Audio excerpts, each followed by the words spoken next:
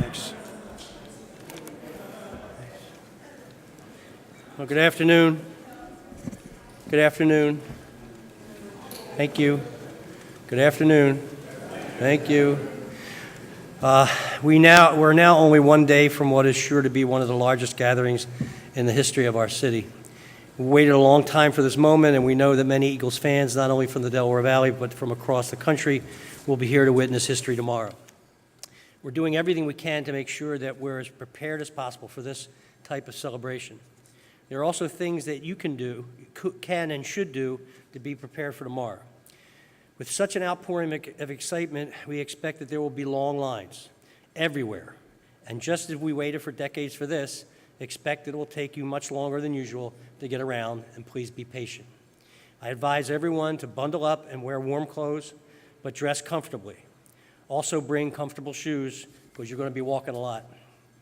Try to bring some food and snacks with you, and you leave the cans of beer home, and take the food and snacks with you, because food establishments that are open may be very crowded. Please make every effort to use public transit. It will make your commute into the city much easier. We've also made accommodations to ensure that the parade is accessible for all. The celebration will have 14 jumbotrons placed along the route with amplified sound, and the ceremony will host ASL translators on stage during the speaking portions of the program that would be broadcast on the jumbotrons. Parade producers have designated space on the south side of Eakins Oval for wheelchairs and ADA accessibility. Please be advised that space is limited and is a first-come, first-served situation. Paratransit drop-off locations for the celebration will be located at 2300 Pennsylvania Avenue and 20th and Spring Garden Streets. I'd like to take a minute to thank all the city workers who have contributed to this huge event. The city government tomorrow is closed, but hundreds of workers have been involved in the planning and preparation, and many more will be working tomorrow to ensure that this great event goes off without a hitch.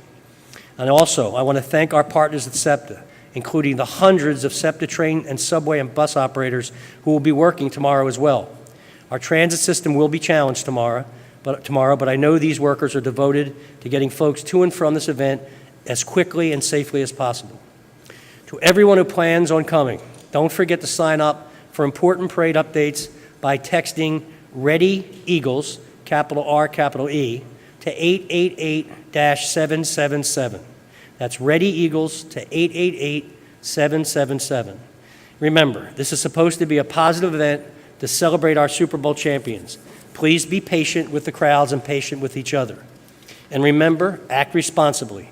Don't ruin this for the fans who have waited decades for what will be an historic day as the Eagles finally parade up Broad Street.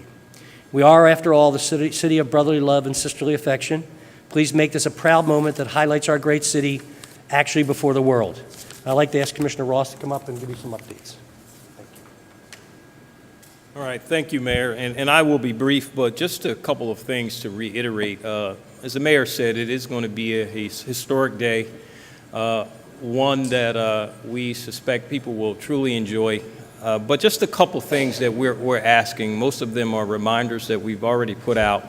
One would be, if you are traveling with small children, as I suspect many will be, when you're watching the parade, please keep a hand on your child so that you do not get separated. There will be so many people out there that even a separation of a few feet could be problematic.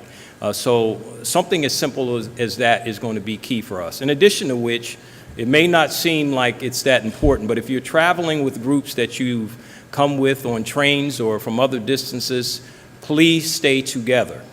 If you get separated in crowds like this and your cell phone goes down because the battery dies, it will be very, very difficult for you to locate your friends and loved ones. So as much as you can, not just with your children, try to stay close to the people you came with. We asked yesterday that if you bring any kind of bags that you not put them down, even if you just want to walk into a store or something, because someone will call. We probably get somewhere in the neighborhood of about 1,200 to 1,300 calls a year for suspicious packages, which is actually a good thing for us because it suggests people are being responsive. They're listening to our call to assist us with suspicious activity. So please don't place things down on the ground, even temporarily, and walk away, because a lot of times what happens is people forget and you lose track of them. Also, the same holds true for if you should see something that is suspicious. Please give us a call. It doesn't have to be a package. If you think something's going on that doesn't feel right to you, trust your instincts, give us a call. Give us an idea of exactly where you are, and we will make every effort to respond to that. So the bigger thing, as the mayor indicated, patience will be the order of the day. It will be a lot of people, a lot more than most have ever seen in any one gathering in this city. So if you just be patient with each other, respectful of each other, the day will go well.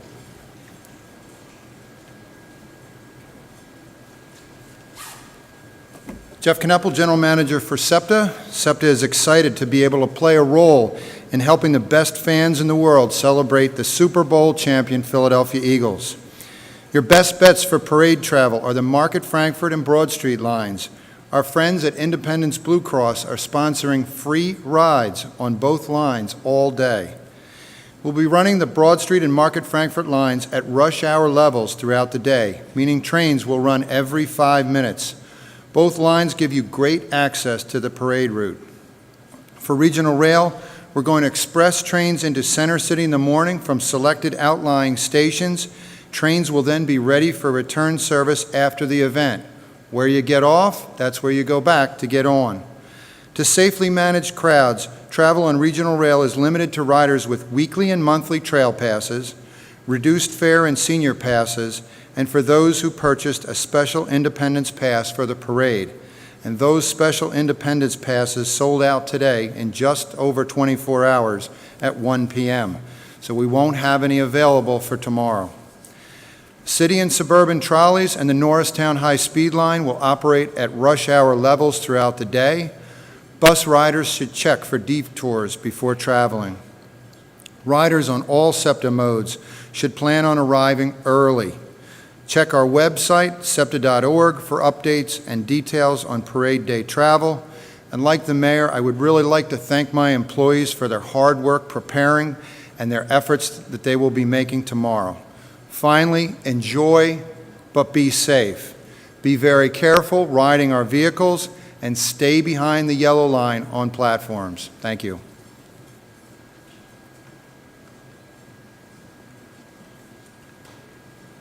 Good afternoon. I'm Dan Bradley with the Office of Emergency Management. I have a few points of information I'd like to share with you today. I'd like to reiterate the mayor's statement. This is a once-in-a-lifetime event. It's going to be a fantastic celebration. We ask that you maintain patience and treat your fellow fans out there celebrating with respect. We do expect long lines, but that's inherent to an event this big. But pulling an event off of this size has required a significant amount of coordination. We've worked closely with BOMA, the Center City District, the hotels, hospitals, our utility partners to make sure everyone's prepared for what the potential crowd size could be and how we make sure essential services contain and continue throughout this event. We'll also be operating something that we debuted during the Democratic National Convention, something known as our Virtual Business EOC, and that allows real-time communication between the city public safety team and all of the business owners in Center City and all of the areas impacted. That's our mechanism of really making sure that in the middle of this event, we're having good communication with those throughout the Center City area. I spoke a little bit the other day about cell phone service being increased throughout the city. We've been working on that for several weeks. Our telecommunication partners have deployed equipment throughout the city. They've also increased service on building-mounted antennas. But it's important to realize that it's not an exact science, and that with everyone live streaming and tweeting and everything else everyone does with cell phones, we could periodically lose cell phone service. It's important to realize that text messages typically go through faster, but it's important if there's an emergency or something else that happens to really stay off phone conversations. Consider sending a tweet or a social media message indicating where you'll meet up, or to let your friends and family know where you're going to meet up again. I'd like to talk a little bit about crowd safety. The weather's forecasted to be clear and in the 30s. We're really emphasizing that folks dress in warm layers, again, wear comfortable shoes and be prepared to walk long distances, and make a plan before coming. If you're coming with your family, groups of friends, Make a plan about where you're going to regroup if you happen to get separated, just as the commissioner said. The Philadelphia Fire Department will have several medical stations positioned throughout the parade route. They're there to provide any assistance for things that should happen to the crowd. If you or someone you're with becomes separated, especially children, you can direct them to any Philadelphia police officer, and Philly Police will begin that reunification effort. I'd also encourage fans to take advantage of the Jumbotrons that'll be located throughout Center City along the Parkway, beginning at City Hall through Love Park, to really make sure that you can see the most of the parade that you can. Those Jumbotrons are going to be broadcasting the full length of the parade, so if you can't find a spot on Broad Street, there's plenty of space on the Parkway. Specifically for coming with children, we expect the crowd to be a sea of green tomorrow. If you're traveling with small children and you're worried about getting separated, dress them in something that will stand out in the crowd, have them memorize your phone number, and take a pre-event selfie with what your children are wearing that day. That's something we say for every large mass gathering on the Parkway, and it just makes police's job that much easier to reunify folks with their kids very, very quickly. I'd like to just mention again about Ready Eagles. We've seen tremendous enrollment in the Ready Eagles program. Again, that's texting Ready Eagles, one word, to 888-777. We're at over 70,000 registrations, which is coincidentally the number of fans we can fit in the link. So let's keep going on that. That's a great way for us to share information. But make sure to follow the city Twitter accounts at PhilaOEM and at PhilaGov for any additional updates. We will be using Ready Eagles to push out information from SEPTA, public safety information, as well as weather alerts and everything else to make sure everyone attending this event has the information they need in real time. And finally, I'd like to just talk about the city's posture. For an event of this scale, the city's Emergency Operations Center will be activated tomorrow at 8 a.m. That includes representatives from the state, local, and federal government. That's really our coordination hub to make sure everything at this event goes extremely smoothly. One of the interesting things we're doing for this event is also establishing a joint information center, and that's going to be the hub for answering all media inquiries, addressing social media, and that's going to really be the site and location where Ready Eagles messages will come from. Thank you.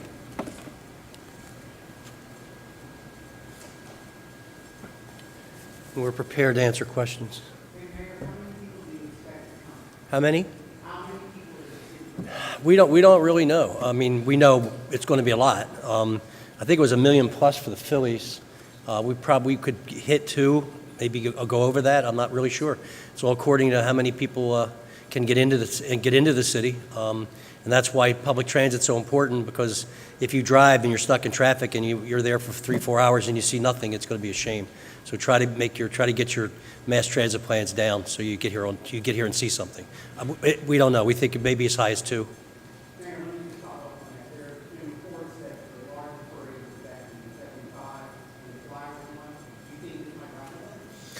We'll see. I mean, there's a lot of Eagles fans, and the Eagles fan base goes from Delaware to central and southern New Jersey to Reading, Allentown.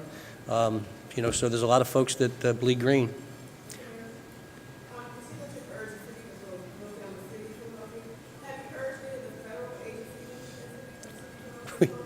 No, no, but I don't think they take our advice anyway, so these days at least. I don't know what they're doing, honestly. To be serious with you, I don't know what they've decided to do. It's going to be hard for the courthouse. I assume for a courthouse to function because of people changing their schedules and stuff like that. So I don't know. We did not ask them that. Oh, well.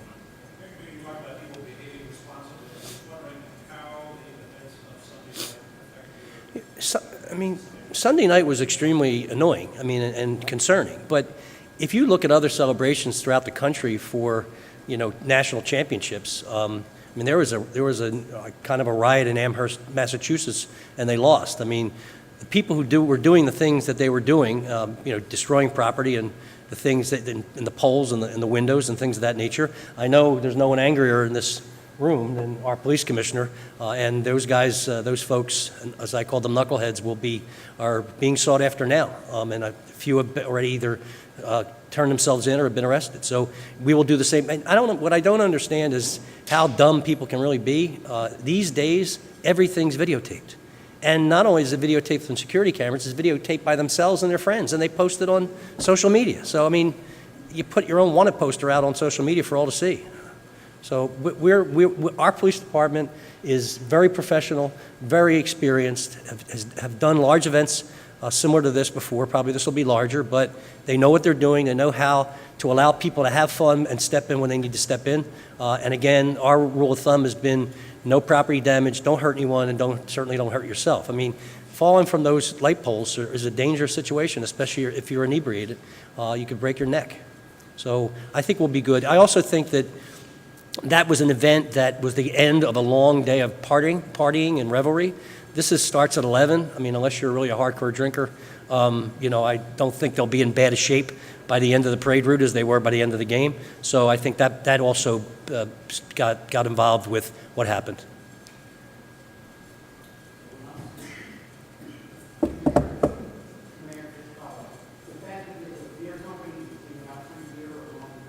No, it won't be along the parade route. It has to be inside the bar. We have open container laws, and people, if they're that obvious with it, it's going to be removed from them. So, though that promotion is inside, not outside. I mean, obviously, people will be able to, I guess if they're cautious enough to hide their beer or whatever, and not do it in plain sight of a police officer, then it is what it is. The key is that people need to behave, and the alcohol just fuels the misbehavior at a certain level. And I think it'll be a beautiful sunny day. It's daylight. People act differently in the daylight than they do in the night, and I think we'll be fine. No, I mean, people are, there's bars and taverns throughout the city. People celebrate New Year's Day, New Year's Eve, St. Patrick's Day, other things. I mean, we don't have those problems. I mean, it is what it is, and it should stay inside. I think the governor's speaking. I believe I am. Very, very shortly. Very, very small. Very quick. I don't have much to say. The way I look at this event, these players and coaches and families, and these players have played football from Pee-wee to high school to college and now to the NFL. They train 12 months a year, and it's serious work. And the coaches move up the ranks in the same way. This is about them. It's not about politicians. It's not about anybody else. This is our thanks for a celebration for what they accomplished. And I think we ought to look at it that way and have fun and honor them and honor our coaching staff and the ownership. This was a wonderful feat. There were 3 great games in the playoffs that were just terrific to watch. And I like to stand back and just clap for them and let them have their day in the sun.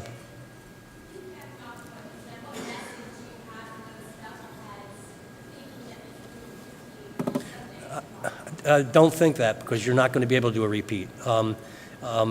We will be plenty staffed.